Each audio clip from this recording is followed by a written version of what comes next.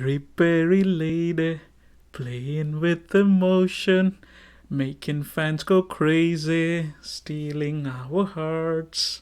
Yes, RCB has won their playoff game against Mumbai Indians in the WPL, and we are in the finals.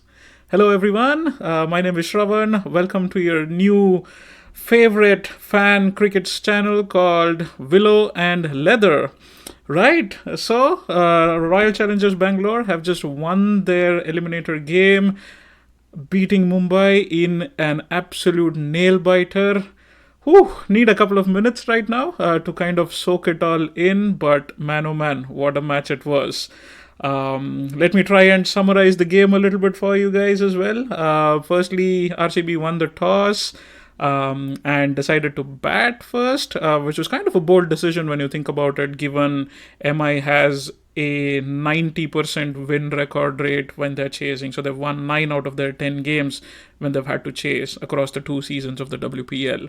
But having said that, I think runs on the board is always a difficult thing to navigate, especially in knockout games. So I think that's the mindset that RCB went with, and hey, eventually it paid off. But it wasn't all smooth sailing, obviously. The start was quite a frantic one, to be honest. I think, and as I had predicted in my previous video, you can go back and check that out later. Sophie Devine came to open the innings this time around with Smriti Mandana. I think that was a logically sound decision to make. In the big games, you need your big players stepping up. So it was really nice to see her taking responsibility in that sense. But yeah, it was a chaotic start. First over, they were trying to go for a lot of things against Shabnam Ismail, who I had called out could be their most potentially lethal bowler. And fortune seemed to be favoring Sophie Devine with her getting an inside edge, which went on to hit the stumps, and the stumps lit up, but the bails didn't come off, fortunately. But unfortunately, that luck was a little short-lived as she succumbed to Hayley Matthews later in the second over. And right after that, Smriti Mandana just holed out in the deep, which I thought was a little bit of a risky shot given the circumstances, right? In a knockout game, you don't necessarily need to be going after big totals. You just need to play a sensible game, play with a little bit of maturity, and the second innings, pressure does funny things to teams batting second in knockout games, which we did see today, by the way. But I thought Smriti Mandana could have taken a little bit more responsibility and tried to bat a little bit deeper. But she gave away her wicket pretty quickly as well. After that, I thought it was like a strange decision from RCB to send in Disha Kasat at number 4. Not because she's not a good batter. I think she's definitely capable of scoring some big runs. But this season, all of the season, she's not faced a single delivery yet, right? Until this point in the semi-finals. But there she is, out in the middle, pressure, crunch, knockout game. Mumbai Indians are on top. The two devastating openers are back in the hut. So definitely pressure situation, and you could see it, right? Disha unfortunately couldn't convert or get a score today, and her departure kind of led to a very average power play performance with the bat for RCB, and a lot of pressure on Elise Perry and Richa Ghosh. They tried to navigate it a little bit, but then Richa kind of succumbed, trying to up the ante a little bit as well. But man, oh man, what an innings Elise Perry played. And this is where I think she shows her class, her experience, and the maturity with which she was able to play the innings, just picking the gaps for ones and twos, even initially just, building her innings, setting things up. And when she got to the final 5 overs where we were in a position where we could try and be a little bit more adventurous and didn't really have to worry too much about losing many more wickets, that's when she really cut loose, and what an innings it turned out to be. Smacking amazing half century by her, and that was absolutely brilliant to see, and I was very, very happy with her performance in general. Right. With that, RCB posted a decent score. Again, nothing to brag about. 135 is kind of an average score or a below par score when you think about it. But like I said, knockout games have a funny way to play out eventually. With the ball, unfortunately, Renuka Singh couldn't really create an impact this time around. But one thing that I really loved about our approach was the flexibility in terms of trying out different options. And you need to do that in a crunch game like this, especially when your back is against the wall, when you're defending a low score.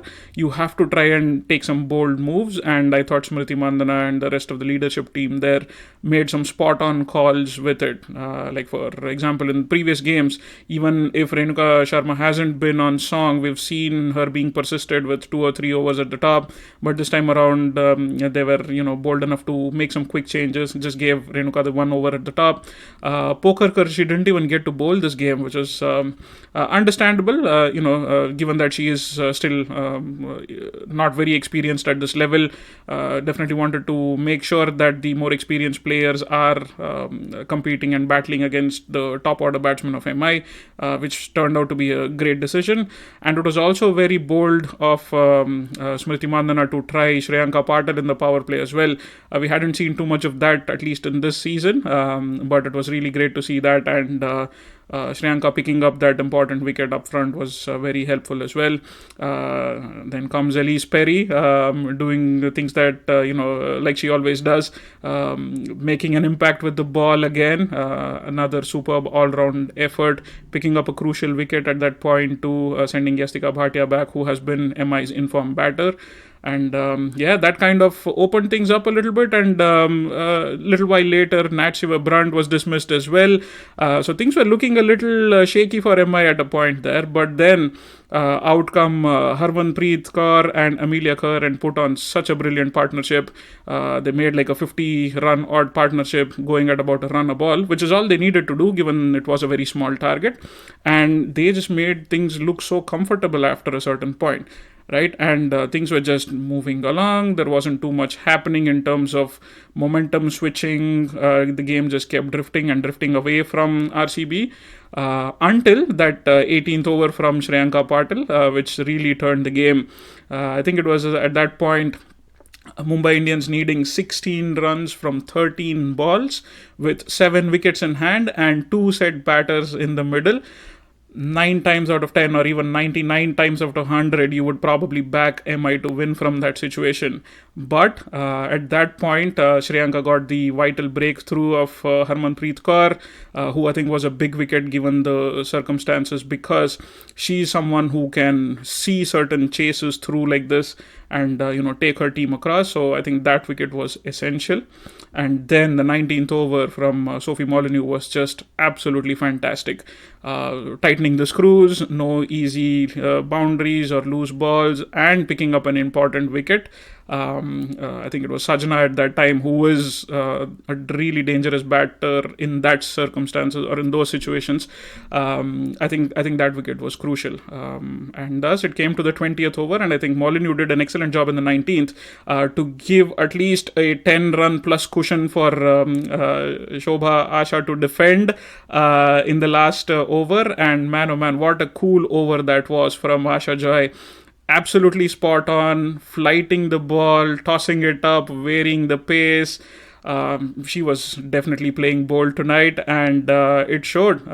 It was a fantastic bowling effort eventually, and RCB got over the line eventually by 5 runs. So it was an absolutely fantastic victory. Right, and commiserations to Mumbai, who I think played a fantastic tournament thus far, but just weren't able to get over the line eventually. So tough luck to them. But hey, RCB are in the finals now, and who beckons us in the finals? It's Delhi Capitals.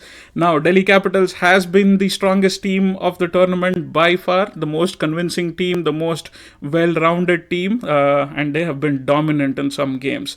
So Delhi will definitely be up for the challenge, and I think they'll be looking at this as their best opportunity now to win the title. I'm not sure if Delhi would have been very happy with facing Mumbai again in the finals, given what happened last year. But Delhi, I think this time will be feeling a lot more confident, and on paper they definitely are the favorites. But But having said that, again, RCB have just pulled off something out of the hat right now with a miraculous win, a come from behind win. So don't sign off RCB just yet. Stranger things have happened, and I think given the momentum and the form with which some of these players are going into the final, it can be an exciting encounter. So let's see how that game goes. Finals coming up on Sunday. One thing is for certain, there will be a new winner crowned this time around.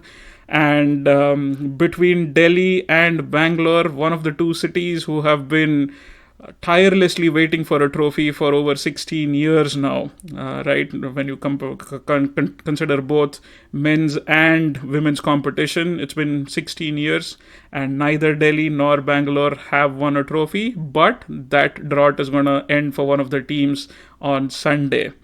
Will it be Informed Delhi? Will it be a fairy tale ending for RCB? Time will tell. Let's hope it is RCB. Let's hope they can pull off one more miraculous victory and become champions for the first time. That would be an incredibly amazing feeling, calling RCB as champions. But we'll have to wait and watch. So let's stay tuned for the game on Sunday and see how that goes. Let us know in the comments, who do you think will be the winner in the finals? Is it RCB or is it going to be DC?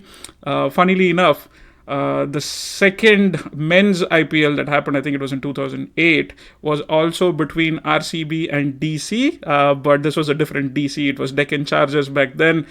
This time around, the second ever WPL finals is also between RCB and DC. Unlike the first one, let's hope this one is in RCB's favor.